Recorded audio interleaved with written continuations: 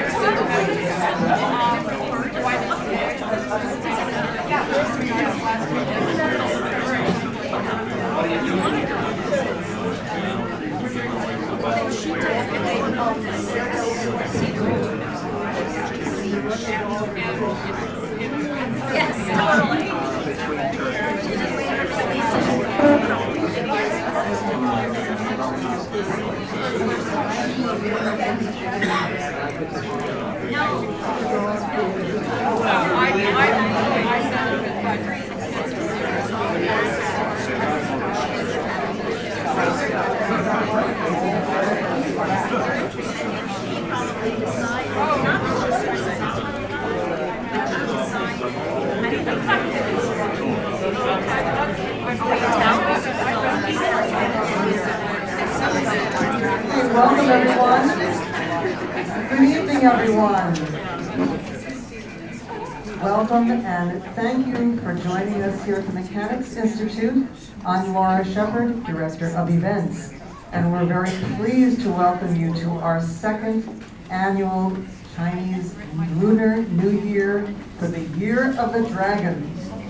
And we're very pleased to welcome our very special guest, poet and author Maxine Hong Kingston, historian and former Chinese New Year Parade director David Lei, and educator and docent Linda Lei. And so please give them a warm welcome.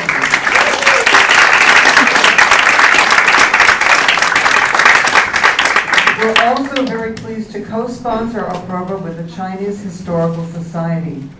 And also, if you are new to the Mechanics Institute, a little background, we were founded in 1854, and we're one of San Francisco's most vital literary and cultural centers in the heart of the city.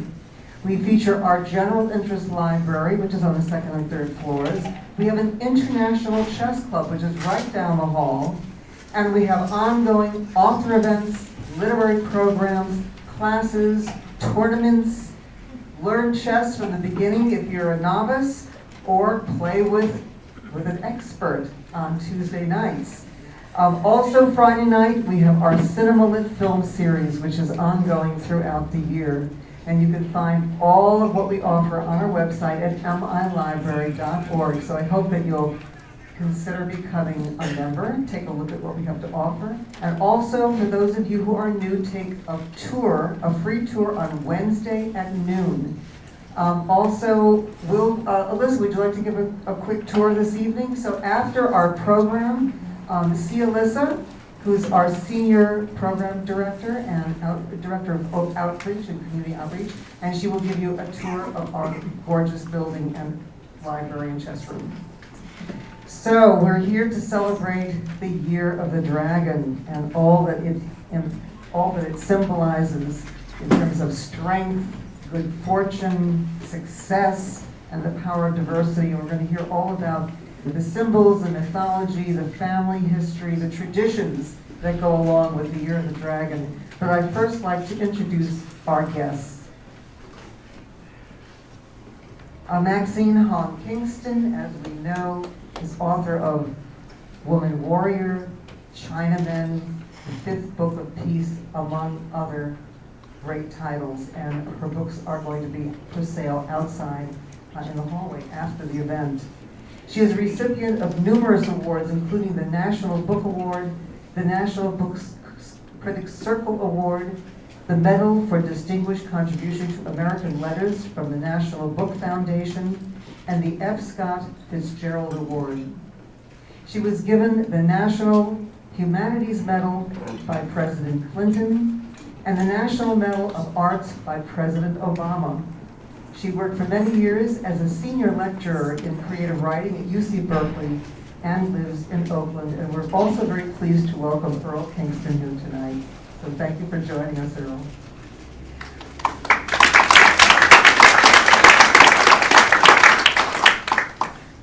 Now I'd like to introduce David Lei, who has lived in the Bay Area.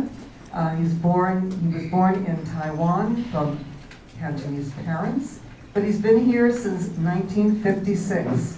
He attended public schools and graduated from UC Berkeley in 1972 with a business degree. Lei worked as a social worker in San Francisco's Chinatown with at-risk youths for many years before starting his business in consumer product sourcing, which he sold in 2003 and retired. His involvement with the Chinese New Year parade and festival, including being parade director, spanned over 40 years. Lei remains very active in the community as ever, working to introduce sustainable funding models to community-based organizations. And he feels that it's imperative to interpret Chinese American history and Chinese art and culture in the American context. David.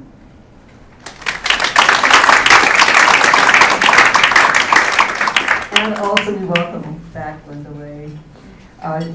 Linda is an educator with more than 4 decades of teaching experience in Mandarin and Chinese culture. Following her retirement from the Piedmont schools, Linda joined the docent program at the Asian Art Museum, which has furthered her lifelong interest in Asian art while providing opportunities to continue teaching and sharing her love of Chinese calligraphy, painting, and storytelling with children and adults alike. Linda was elected chair of the Docent Council at the Asian Art Museum from 2020 to 2022. And during her tenure, she worked closely with the museum staff to adapt to a fully online learning environment, in addition to leading in-person touring programs. Previously, Linda was co-chair of the Docent Training Program and president for the Society for Asian Art. So please welcome our auspicious guests for Year of the Dragon.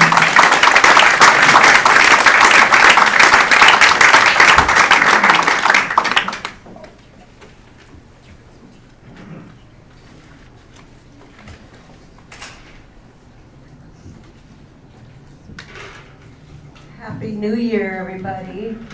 Happy New Year. You are being wished a Happy New Year from a dragon. I am a dragon, and Linda's a dragon too. So we've got 2 dragons up here. And you know, when you are speaking Chinese, you don't say say, I was born in the year of the dragon. You don't say that. You say, I am a dragon. So we have a couple of dragons speaking to you today.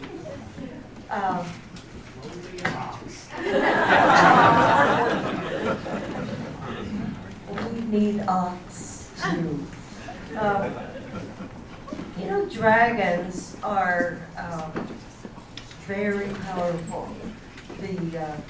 The luckiest sign in the zodiac, creative, with noble ideas. We have to express ourselves. And also, we are very moody.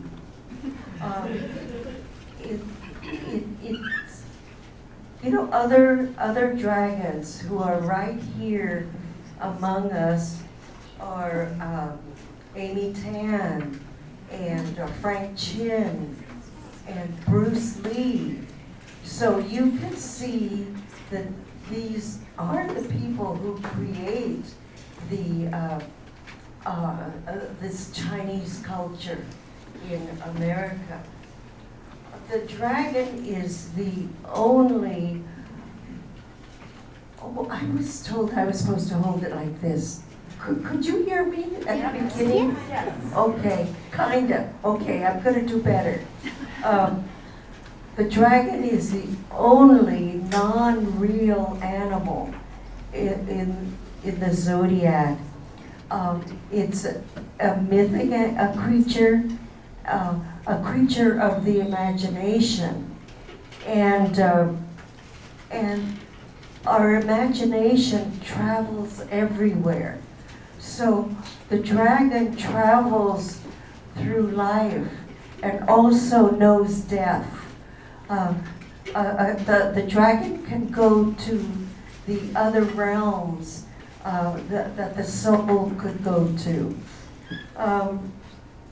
So I'm going to read to you a couple of paragraphs from The Woman Warrior, where Fa Muglan goes into the wilderness in order to learn the powers of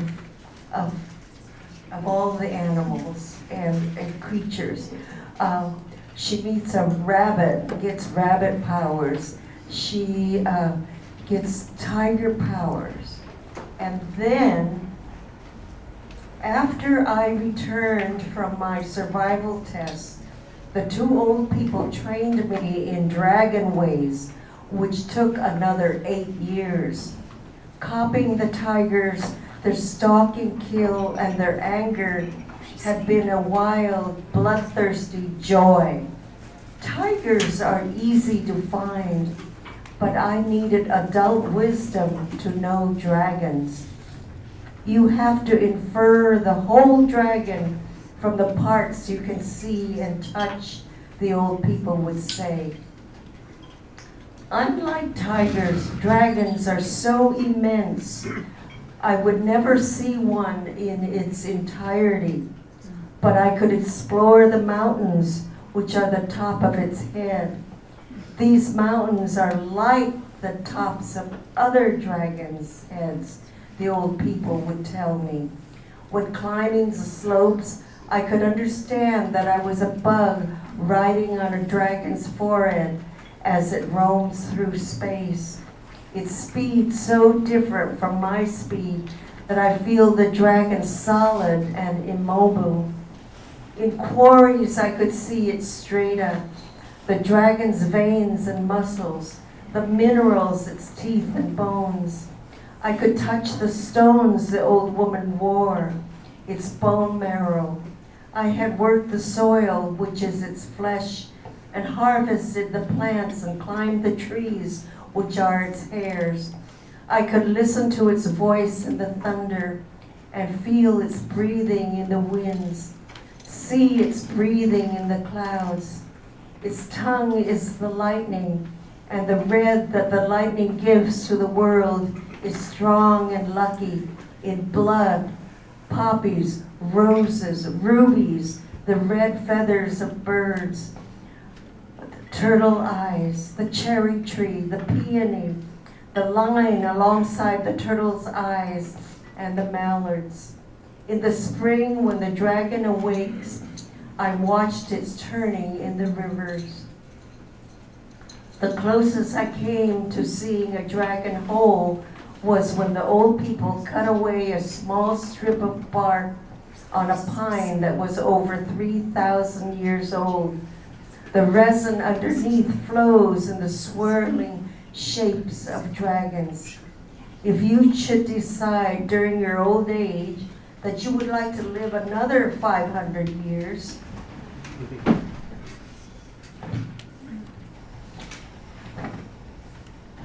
come here and drink 10 pounds of this sap, they told me. But don't do it now. You're too young to decide to live forever. The old people sent me out into thunderstorms to pick the red cloud herb, which grows only then, a product of dragon's fire and dragon's rain. I brought the leaves to the old man and old woman, and they ate them for immortality. I learned to make my mind large as the universe is large, so that there is room for paradoxes. Pearls are bone marrow. Pearls come from oysters. The dragon lives in the sky, ocean, marshes, and mountains. And the mountains are also its cranium. Its voice thunders and jingles like copper pans. It breathes fire and water. And sometimes the dragon is one, sometimes many.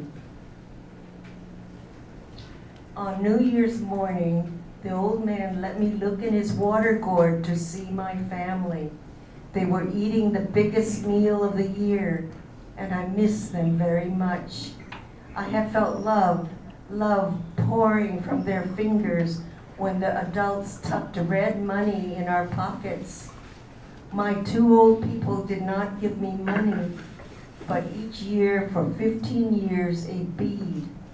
After I unwrapped the red paper and rolled the bead out about between thumb and fingers, they took it back for safekeeping. We ate monk's food as usual.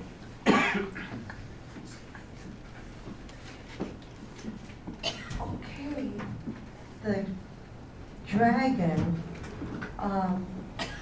as we know, a dragon today is a fire animal, but the dragon in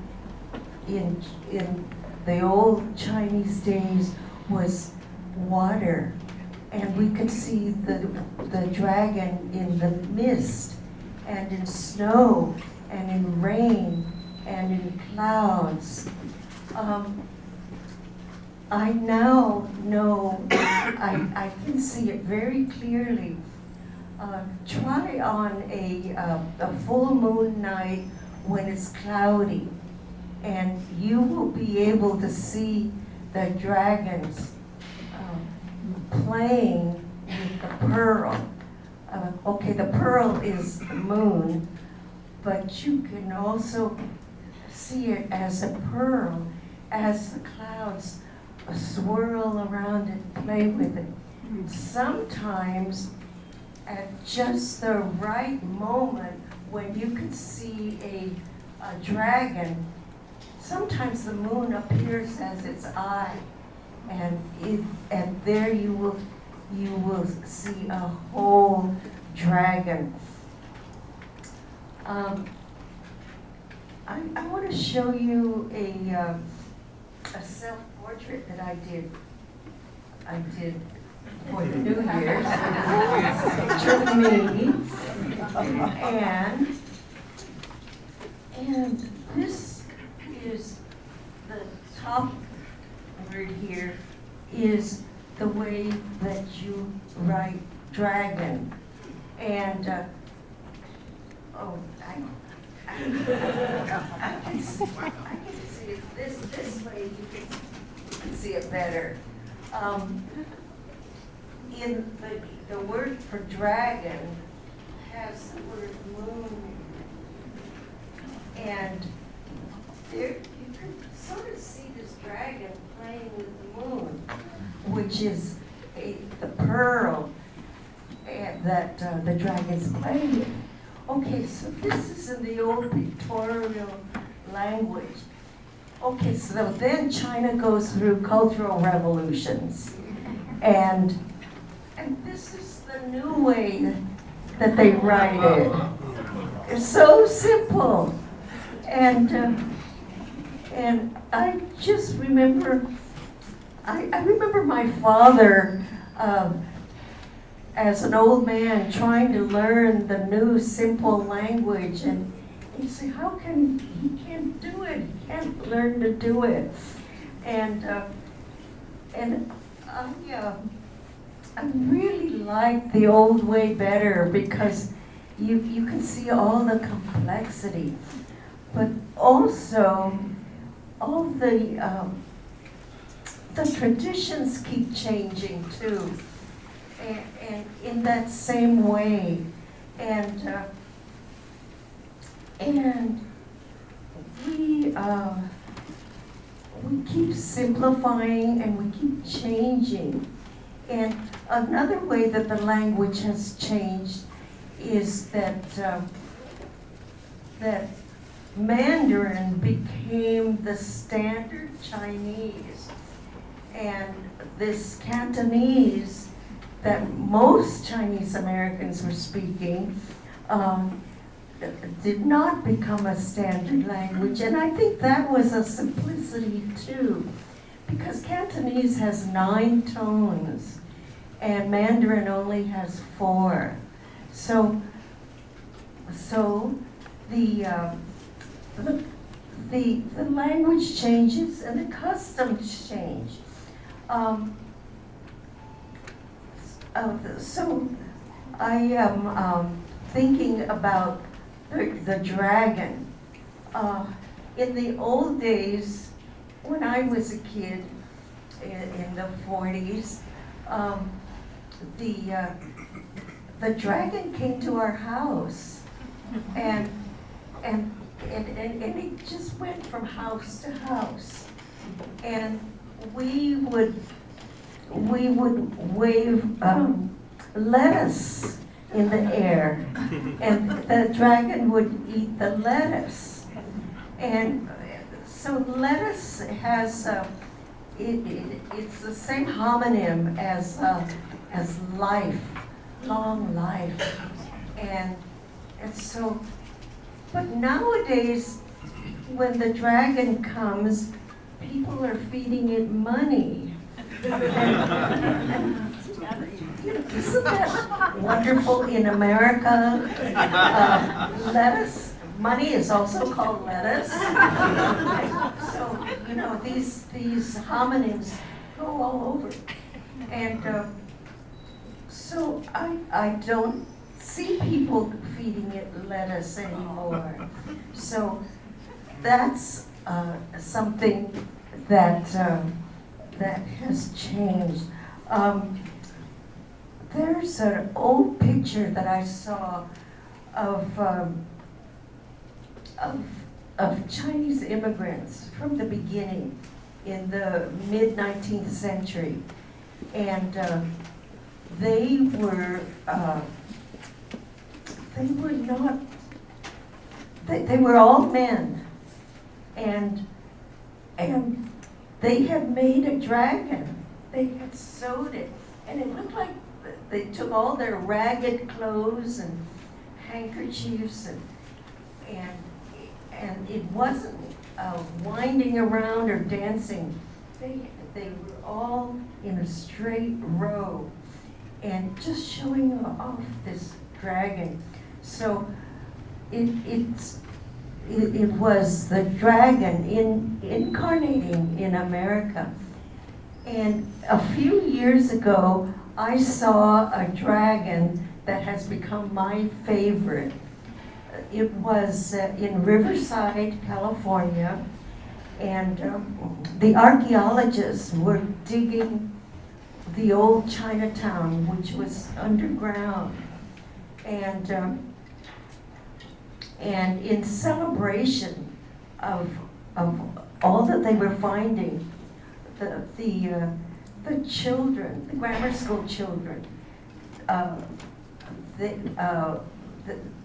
they made a dragon, and it was made out of all these children's cutouts and drawings, and I could see the children's feet underneath. And as they were winding around, they were all wearing shorts, and their shoes, their legs were all different colors. I could see blacks, I could see brown people, I could see pink and white people, and I thought, and then I talked to the kids, and they were talking about our dragon. And yeah, that's right. This is their American dragon, and it belongs to all these kids. And it's not Chinese anymore. It's everybody's. Okay, then let me see. Here's a big change. During New Year's, it's the time to give Lacey red paper money, and it's still handed out. I think it's really wonderful that we have David Lei and Linda Lei. Is it the same Lacey? You can make it that way if you're giving them out. Okay. Well, in the, seeing a child over there, I remember there's a custom that my mother had around this New Year's time. She always had a pocket full of Lacey, and she'd see a child and she'd give him Lacey. It could be a stranger. So I didn't do this. So is there anybody that remembers that tradition? That, okay. And so can you give him one? Today it should be reversed.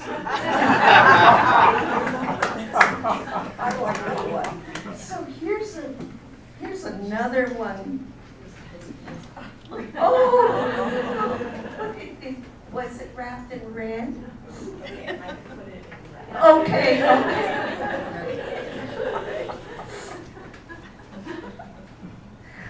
Oh, good. See, we're bringing back some of the old traditions.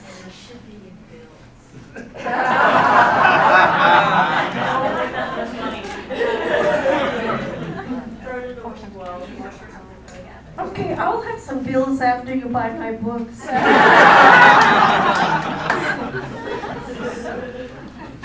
In our family, we've always been giving Lacey to the children.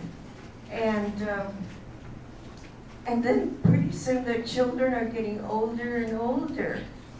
And then some of the children get married. So we've been telling them, well, if you're married, then you have to give out Lacey. And then it becomes very weird, because sometimes a younger person is giving Lacey to an older person. And then some people in our family have gotten divorced. And then they've been saying, I'm single now. And then over. So, and then there are some that are living with somebody and they're not married. And so do you give them Lacey or not? So anyway, the family has been working this out. And all the time making new traditions. Because I think in China, everybody got married. And in China, nobody got a divorce. And so they didn't have to work this out. So this is some of the problems we have to work on. And New Year's coming up in a few days. Okay, let me see. Do you have your favorite like dumplings or noodles you like to eat growing up? Oh, do I like? I like the ones with black bean. I always like those. Oh, here's something that was happening when I was a kid. When we made lacy, we would get red paper and fold the envelopes like origami and put the money inside and fold it, and here's origami envelopes. And then a few years later, the banks started giving away red envelopes. And I think it's because Chinese people are such good savers. And so we would be able to get the paper from the banks. And then pretty soon the stores are selling envelopes. And so today I had to go to the bank anyway, depositing a pretty big size check. So I thought this is a good time to ask, do you have some red envelopes that you could give me? And I was so surprised. Yes, of course. This is U.S. Bank. And they gave me stacks of red envelopes. And then the woman, who looked to me like Filipina, and she says, Happy New Year. My grandfather or somebody in the family's Chinese. And then she says, and I'm a gold dragon. Wow. That's, so we did high fives. and then she made me think, wait a minute. I could say I'm a gold dragon too, but I never thought about it like that. I'm a metal dragon, so I always thought of it as iron. I'm an iron dragon, like Bruce Lee. And but then I can see a metal. You could choose any metal you want. So she saw herself as a gold dragon, giving me these envelopes. That was pretty nice. And I'm really happy to see that the banks are still giving out red envelopes. Or that's U.S. Bank is. Do you know any other banks? Wow. They all do? Oh, good. Okay. All right. So this year is a wood year. So this is, in the cycle, in the 60-year cycle of 5 elements, wood is the element. I think it is so wonderful. It's so different from chemistry, where they tell you about the elements. And wood is an element. And this is especially wonderful in this time when we are looking at climate change and the ecology, and we want the trees to grow. It is a year of wood, which is a year of growth and development, harmony, balance, and it is a time for uniting people. And so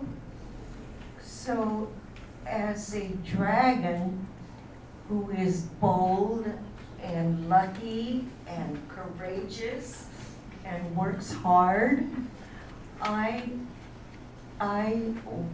want to, I resolve to make this year a year in which I am thinking about war and peace and the environment all the time. And so the dragon's work for me is to imagine peace and to work hard for the trees and for our environment, and to work hard to unite people. So, Happy New Year.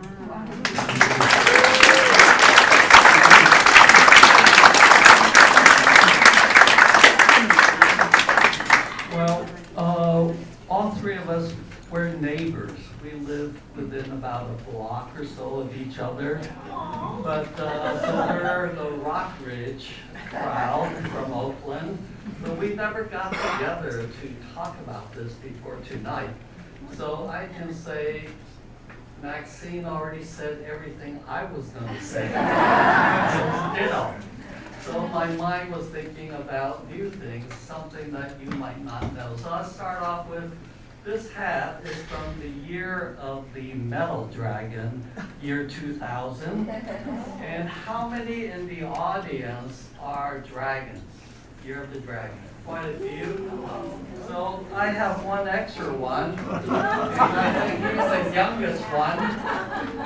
Because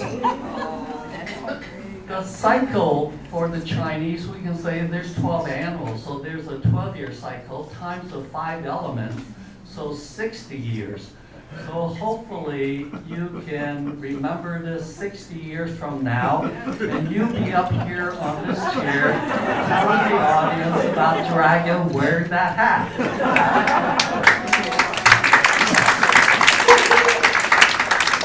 So I'm going to start off busting some myths about the Lunar New Year. So we have 12 zodiac animals. The dragon is the only mythological one, it's the most powerful. When do we change zodiac animals? Anyone know? February. Every year? Well, every year it changed, but when do we change the animal? Lunar for a reason. Lunar for a reason. It's a lunar year. Okay, so lunar year this year is when? February 10th. I'm a contrarian. See, for astrology is always based on the movement of the earth to the sun. So we talk about the attribute of an animal based on astrology, the planet, the moon, the sun, the stars.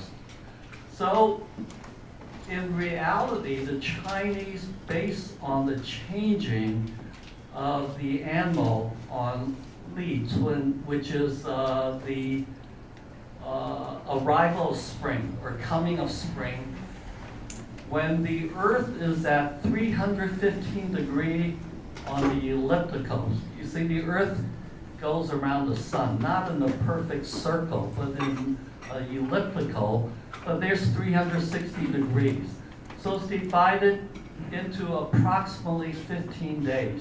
So the Chinese has 24 of these sections of 15 degrees each as the solar part of their calendar. It's not a lunar calendar, it's a lunar solar calendar.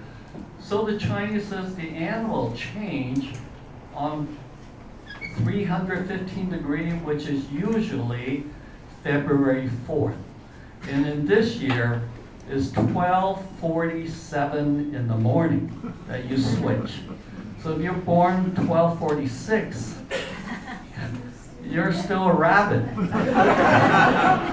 But 1 minute later, you're a dragon. This makes sense because the Chinese like to match people based on their annual birth, right? If they're 2-3 years, you kind of know who's older, younger, and you can match them. But if you do it on Lunar New Year, some lunar year has 13 months. So you're going to have a lot of animals of that year, and other years you have a lot less. But if we use Li Cun, the beginning of spring, February 4th, then it's always even. Always even every year. Now, when is Lunar New Year this year? February 10th. I have news for you. The definition of Lunar New Year is the second new moon after the winter solstice. We can always check when winter solstice is. Then you go to your moon phase website and look for the second new moon after that. And that new moon happened the same time all over the earth.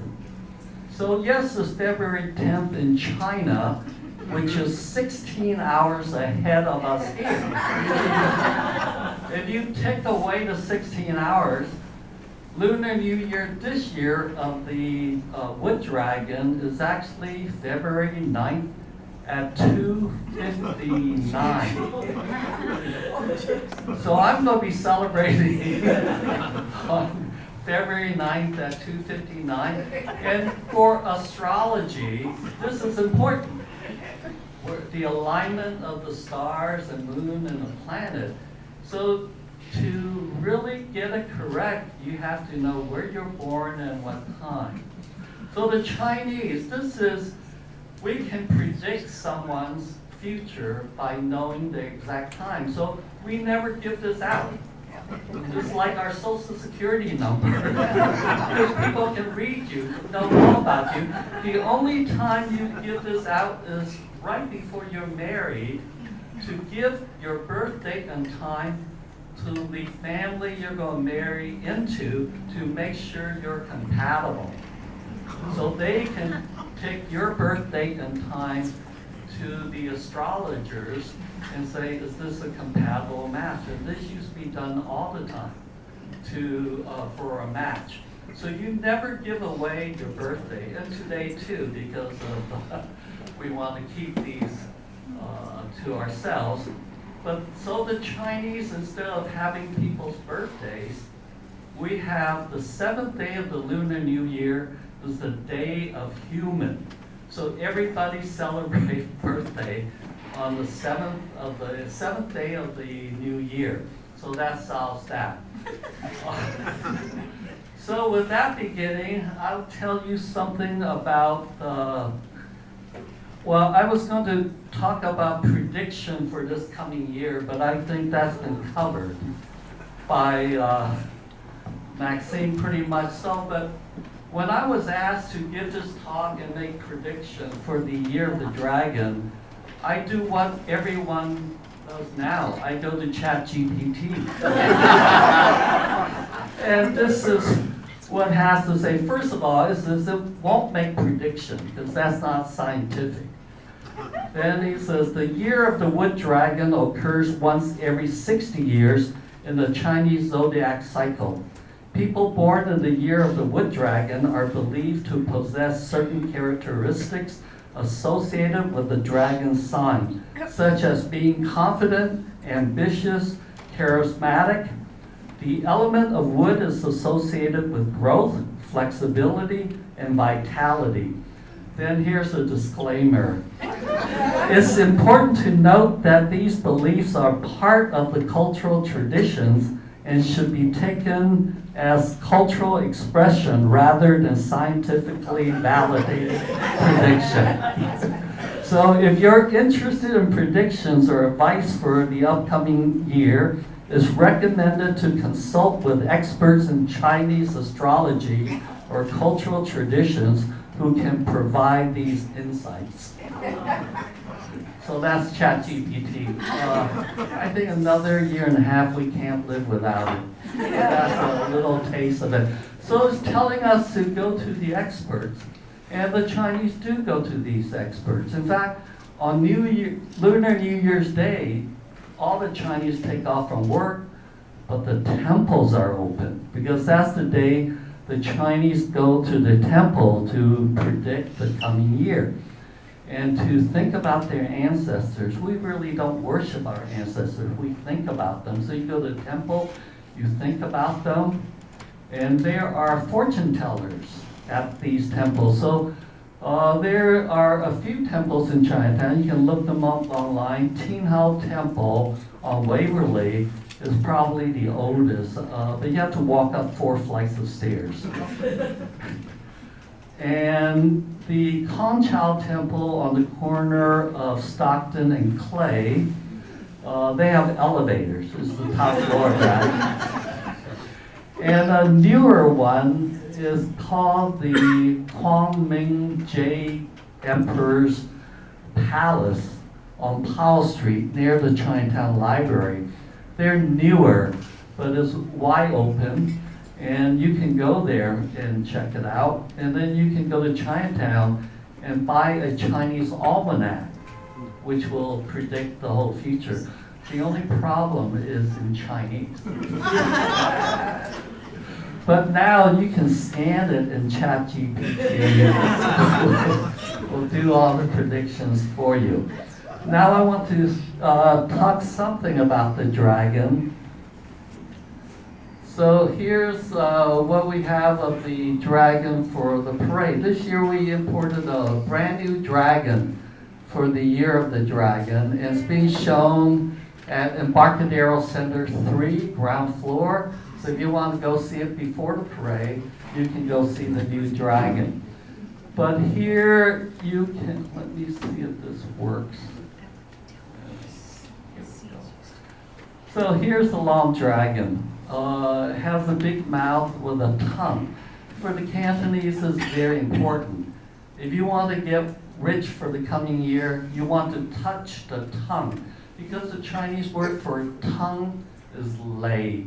And the word for profit is lei. So you want to grab what you can. So if you get a chance, touch the dragon's tongue for prosperity. If you want longevity, you want to touch the long white beard and bring it towards you. And if you want health for your children, when the dragon's parading down the street, you ask your child to dart underneath the dragon and run to the other side. Now, we don't do this anymore because it can be dangerous in the parade with cars and so on. But when I was a kid, in the 50s, when the dragon came down the street, you saw a lot of kids darting back and forth. And it's actually quite fun. But that's some of the positive aspects of it. And along with the dragon, we all know that it has a pearl. And that's here. And you also have to have a rooster. Here's a rooster that accompanies the dragon. Also a fish that we don't see here. And a basket of flowers. Plus the moon and the sun. Sun and the moon. Now, for the Chinese, the position of things is very important because we have feng shui. So, for the Chinese, we always say male left, female right. This is from the stage. So, stage left is the male, stage right is the female. It's always this way. And this is something you will find in stores. They would have printed of the golden boy and the jade girl to welcome you for the new year. The reason why it's positioned here, and so that you won't forget, is the Chinese word for good, hou or hao in Mandarin. And it's comprised of 2 words. On the left is a son, a boy, and on the right is a daughter or female. So when you have them placed properly, we have goodness. If you get it wrong, you're missing goodness. And this is a tradition all over China where how you place people. So my wife wanted to sit there. I said, nah, maybe not. But this is held up all over China. But we have one problem that we should start a movement here today. For the gateway into Chinatown, the male line should be stage left and the female line stage right. But the Chinese did not put up this set of lines at the gateway into Chinatown on Bush and Grant. they got it reversed. So we haven't had goodness in the community ever since they put it up. So maybe we can have a movement to get the city to place them properly.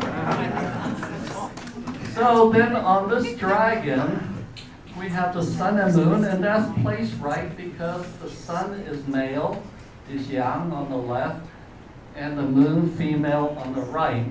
And I want to talk a little about dragon. The dragon always has a bump on the forehead. So if you go to Embarcadero Center to see the dragon, this bump is called a chimu. And this gives the dragon the power to shrink in size, because the dragon can be any size. A silkworm to a mile long. And this is what allows that to happen, and also allow it to transport itself much ahead of Star Trek. Beam me up. So the dragon has the ability because of this.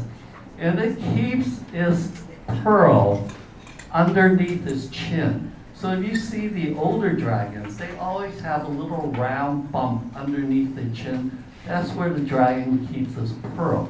And the dragon, of course, is made up of all the different animals. It's the only mythological animal, and it's the best parts of all the animals. So it has the eyes of the rabbit, the antlers of a deer or a stag, the mouth of a camel, the head of a horse, the body of a serpent, scales of a carp. By the way, it's supposed to have 117 scales. 81 yang scales for auspiciousness, and 36 yin scale. That's not as good. But it has 117 scales. It has talons of an eagle and legs of a tiger.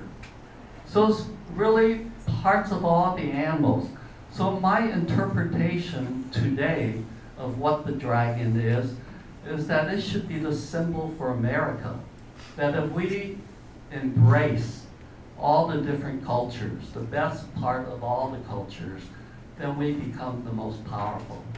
And that's really the meaning of the dragon. Now, at one time, let me see if I can go to the next one. So the dragons have many meanings. We believe dragons started off as carps. And they swam up river, and if they jump over the dragon gate, they become dragon. This is like salmon swimming up streams, is a challenge. So if you meet all your challenges, you become a dragon. So you would give a dragon or carp becoming a dragon to someone that just graduated from college. You've achieved, now you've become a dragon, or someone who got promoted. So this is a standard gift for people. And you can go to the Asian Art Museum and see a lot of these hidden meanings and symbols. And the Chinese use the dragon also for many symbolic reasons. This is in a theater, is the Great China Theater today, the Great Star Theater on Grant Avenue. This theater was opened in 1925. It's still there. It still has its original backdrop.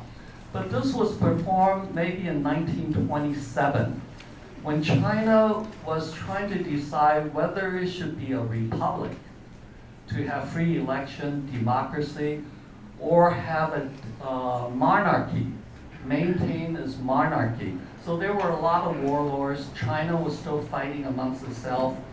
So this is at the theater. At the time it was called the Great China Theater, and it was operated by the Kuomintang, the party that believed China should be a republic. So they did this performance of a dragon. Here's the dragon head, and the tail is up here somewhere. And these are lions, these aren't dragons. And the dragon is comprised of people. So they are pro-republic. They are saying now the emperor, who has always been the dragon, is no more. The dragon is now comprised of the people. It's a republic. So this is quite nice to say that on stage without actually saying it, by just doing this performance. And let me see. Won't move anymore.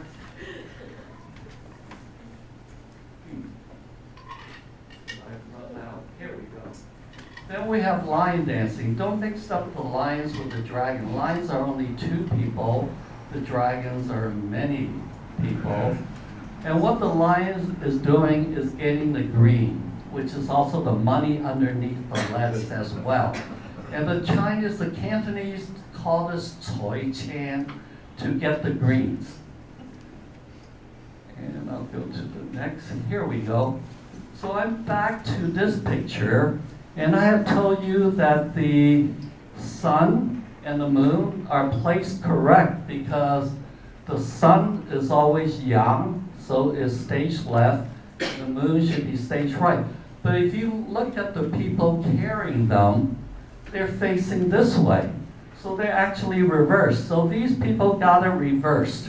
And you said maybe they don't know. Actually, the Chinese in San Francisco did this on purpose at the end of the 19th century and early 20th century when they wanted to kick out the Manchus.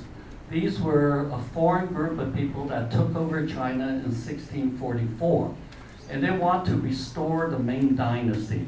So when they performed the dragon with the sun and moon reversed, it forms the word Ming, like the Ming Dynasty. And when you perform line dance and you Choi Chan, go after the green, in Mandarin, the word Choi Chan is Cai Qing, to step on the Qing Dynasty and restore the Ming. That's what they were doing. Okay, I'll leave the rest of the time to my wife.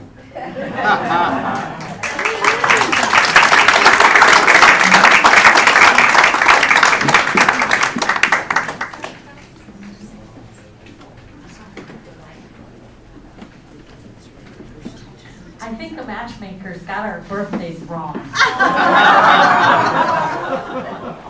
Almost 50 years of wrong matching. Actually, David talked about some dragon, characteristics, so did Maxine. And what I will do is, I'm a docent at the Asian Art Museum, and at the museum, or any museum, any Asian museum, you see a lot of dragon motifs. So I will just show you a few. And usually, anything that is Chinese with a certain kind of motif will have a hidden meaning behind it. So I will talk a little bit about that. And let me see. Oh, okay. Here is a vase. It is one of the finest because it was made in the imperial kiln site. And it was made in the 17th century. And as you can see, this dragon is very, powerful, very rigorous, and it's, ascending to the sky. But there's one thing. It has how many claws? Or how many, in how many? Look again. 5. Well, 5-clawed dragon is specifically reserved for the emperor. So this was made during, I said, the 17th century. It was during the reign of Kangxi. Well, Kangxi was the emperor that reigned 61 years. So he was very powerful, very rigorous. And this red dragon shows the Kangxi's reign going up. And because of the 5 dragon, it belongs to the emperor. I know this is Chinese. You see dragons in other countries' motifs, such as Korea and Japan, but I don't think it means exactly the same as the Chinese 5-claw dragon. But it's imperial. And one thing about this particular colors, I don't know how many of you work with clay. When you do glazing of a red color, what happens? Well, It's very difficult. So 17th century, the artisan who had to make this brilliant red, fire it, brilliantly, and it also has the eyeballs are blue, 2 dots of blue. Now, blue, the cobalt blue and the red color, they fire at different temperature in order to appear, blue or brilliant red. So for it to fire together under a clear glaze, the artisan had a very narrow, temperature range to achieve that. So that's why it is really a masterpiece. I have another piece of object. It is an overvest. On the left side is the whole thing. It is about 4 feet long, and that was, again, that's about 16th century, and it was the time, it was in fashion for the imperial women to wear this type of a vest. But it has 2 dragons. So let's look at the dragons. Again, 5 claws, 5 claws. So why would that be a woman's garment? It has 2 words on top. It says longevity. So it's an overvest made for somebody for perhaps a birthday. And it has the dragons rising from the rocks, from the sea, and with lots of jewels. Well, they all mean a lot of auspiciousness. So it has so much auspiciousness, and it's also embroidered. Every inch is embroidered. It's, very superb workmanship. And inside the lapel, actually, it has an embroidered date. And it said, whatever, year and the date, and it was during the Emperor Wan Li's reign.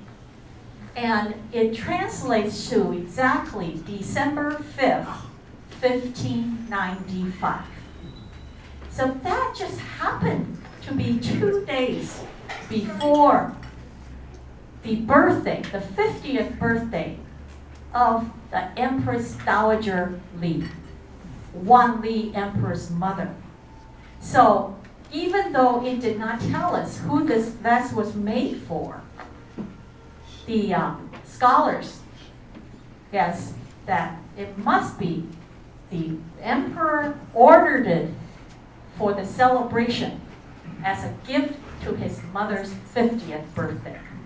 In those days, 50 is pretty old. Well, it's probably nowadays, 80 or 90 now. But this is a very beautifully and well-preserved silk vest, totally embroidered front and back.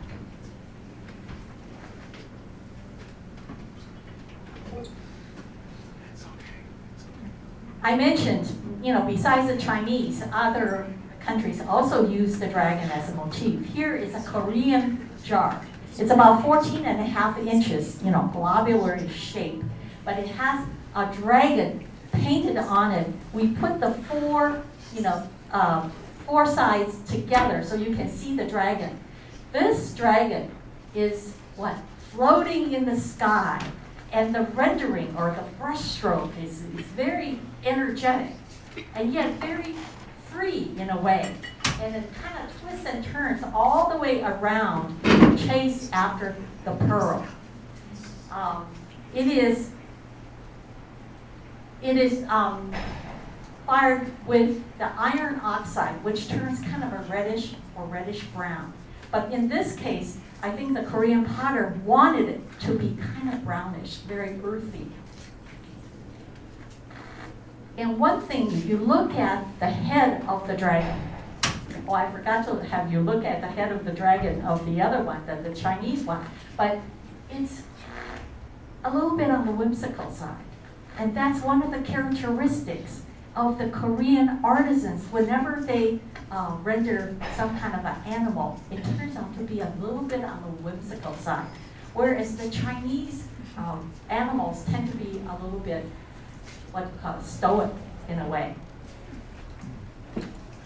And the dragons in these Asian countries, they're very benevolent because they make rain. However, in the Western culture, dragons are not necessarily benevolent, right? Usually they're kind of an ogre of some kind. So that is the difference between East and West. Now, we have a lot of traditions. As you see around the room, we have these red couplets, we have writings, we have, lanterns and certain things we do for the New Year. In fact, there is a story behind every day of the New Year. 15 days we celebrate from the new moon to the full moon. And when I was young, I have a set of books that gives every one of the stories behind that. So I'm going to tell a story about New Year's Eve into New Year's Day, the first day. And here is a picture that I took many, many years ago of a book I owned when I was a teenager. It has everything about the story, but it's not in the perfect, picture. I think if I had an iPhone at the time, I would have a better picture.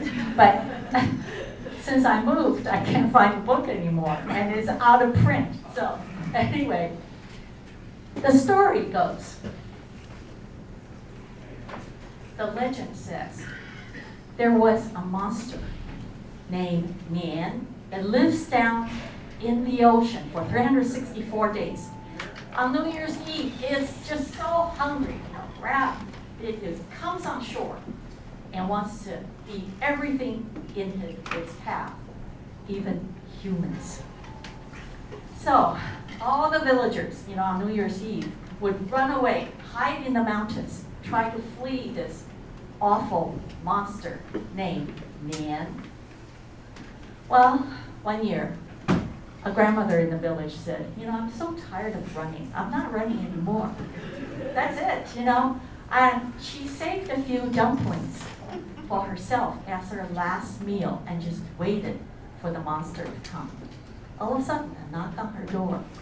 A very tired old traveler said, I'm so hungry. Can you spare any food? Well, old grandma was, very good-hearted. She said, you can have my last meal, but you have to run right away because, monster is coming. And, well, the old man, after he ate, he was very appreciative and said, why don't I help you to get rid of this beast? She said, are you kidding? He said, well, do you have any red paper or red cloth you can put on the front door? She said, oh, from the wedding. Yes, I can put some red paper up on the front door. Do you have any bamboo? Oh, I grow some right outside or right in my yard. So the old man cut some bamboo into sections. And he also asked the grandmother, do you have any meat to chop? She said, I don't have any more food, but I still have my big chopping board and my cleavers. He said, yes, pretend to chop when I give you the signal. All of a sudden, a big roar. And this monster, full of scales and with big bulging eyes was coming down the street towards grandmother's house because it smelled blood. All of a sudden, got to the front door, a flash of red. Oh, the monster said, what is that color? I hate red. It's hurting my eyes. And then the old man said, start chopping. And the grandmother started to chop as hard as she could on that big chopping board with the big cleavers. And the old man put a fire underneath the bamboo, and it started to explode. Pop, pop, pop, pop, pop, pop, pop. So between the and the pop, pop, pop, pop, pop, the monster man said, oh, so much noise, I can't stand it. So overwhelmed, he ran away, or the monster ran away. So that's why, right after that, we start to mimic what grandmother did to chase away the monster man. And now, the red paper became what? As you can see, we put couplets, red auspicious sayings around our doorway, front door. How about how about the bamboo became firecrackers? How about the chopping sound? Drumming. So these are some of the customs that we practice. We almost take it for granted, but in this one story, it has everything in it. So that's why I like it. And this is the version. You probably hear other versions, but this is the version I heard when I was a child. And also in that book. And I love this picture, actually, because in one picture, it shows everything. You see, that's why, I never want to present anything with him. I haven't gotten there yet. All right, he mentioned it. Is there a significance to the word man or the name of the beast? Man also means year. It's the exact same word. Because in an agrarian society, to pass a whole year, it's very difficult, right? It's like what? You have to beat the beast. So that's why any kind of famines, floods, pandemic can happen during the year. If someone is able to survive that, that's why we can just what? Meet the challenges of the beast, man, and survive the year. And on New Year's Day, that's why we all congratulate each other. Because when we say 恭喜恭喜, like these two, children are putting their fists together, saying 恭喜恭喜. In Cantonese is 恭喜恭喜. So that means what? Congratulations, congratulations. You've survived the year. And that's what we do on New Year's Day. I know this.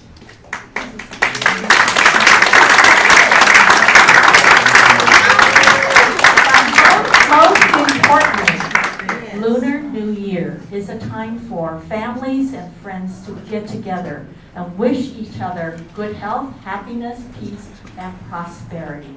And that's what all three of us wish for all of you in the year of the dragon. Thank you.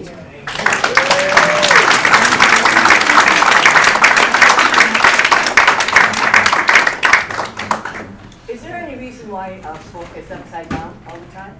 Yes. Oh, I'm glad you asked that.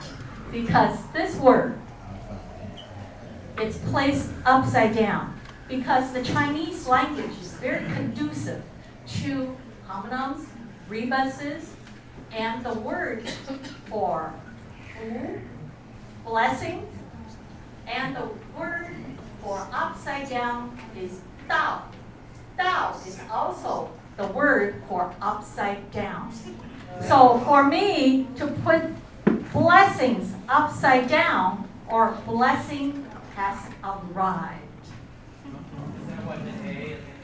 We've got a microphone for questions, so if you've got a question, raise your hand and I'll come around for the microphone.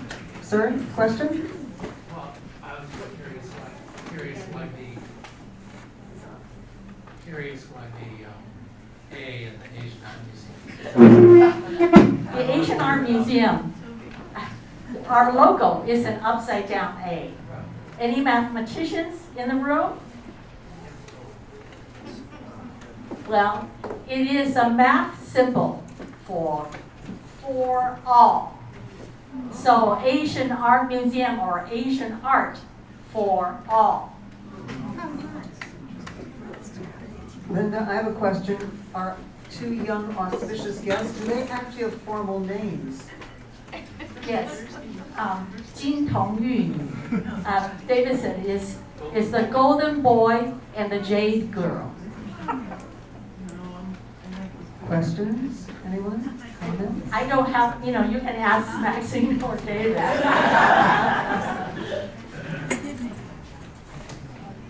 I'm coming around with a microphone. No, hold on. Keep your microphone. Keep your microphone. As someone who is a mother of a dragon, I would like some advice from your dragons. How do you nurture and guide and inspire a dragon? Now, what kind of dragon are you? Do you know which year? Oh, I don't know either. But anyway, maybe you have more experience. What do you think? What are you, Mommy? Mine. Oh, a chicken raising a dragon.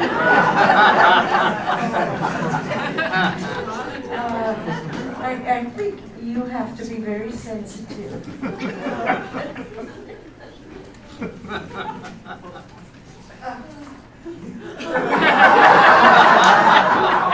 I have one suggestion, listen to Mom. Actually, I think chicken or rooster, you represent family unity. So I think every year when you look at the almanac, I guess that's the only way, and it will have an opposing a zodiac sign that you should be wearing. And I was told this year I should be wearing a chicken. So what does that mean, young man? So it must be compatible, yeah, in some way. Otherwise, it wouldn't be put together with each other. David, why was you mentioned in the parade, there's always a companion, the rooster.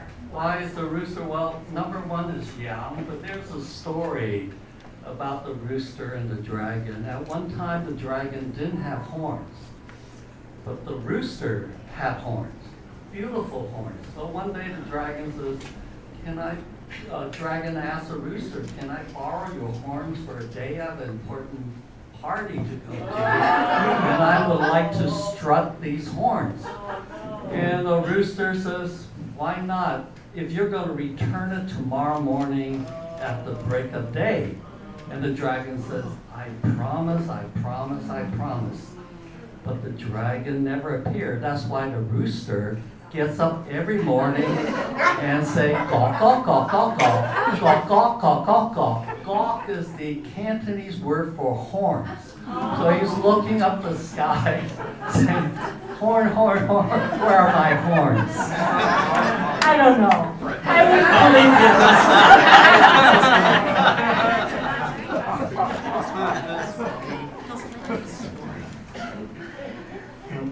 Any other questions? Curiosities?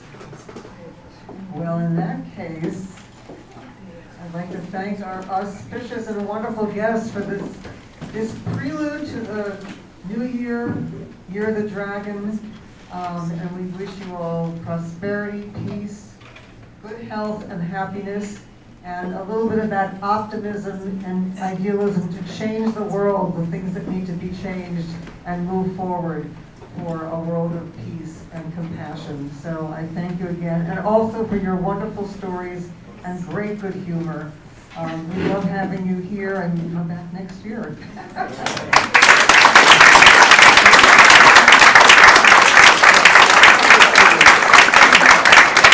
Before you leave, I'd like to invite you to purchase books. We have a selection of Maxine Hong Kingston's books outside in the hallway.